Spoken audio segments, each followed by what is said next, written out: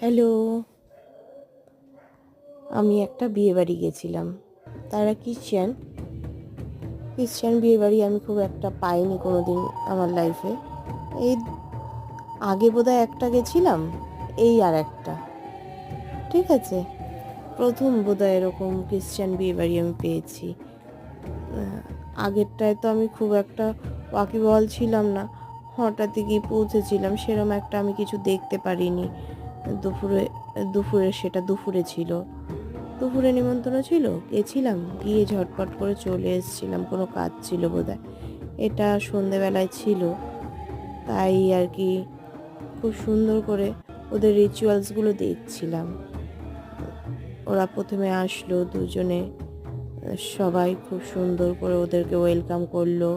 এখন কি ওখানে টেবিলে বসেছে, হ্যাঁ।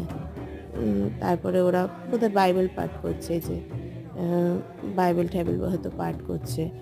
ওদের সুন্দর করে বাজনা টাজনা, কি বলবো এটা, কি বলে আমি ঠিক জানি না নামটা।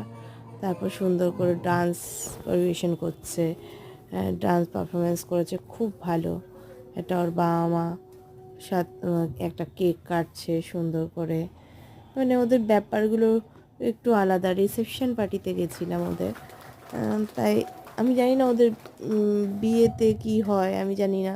এটা রিসেপশন ছিল, রিসেপশনের নিমন্ত্রণ, তাই গেছিলাম।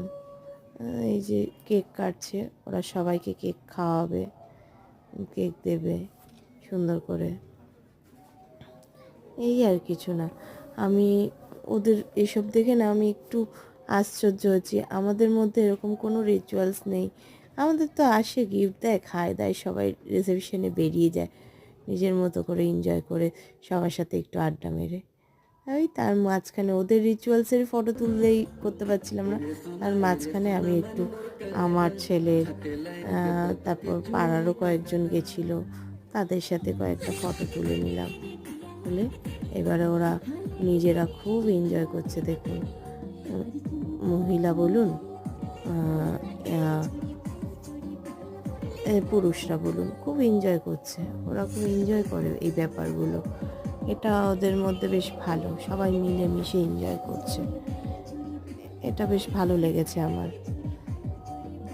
খাবার দাবারও খুব ভালো করেছে, সব কিছুই ভালো, নো ডাউটফুলি।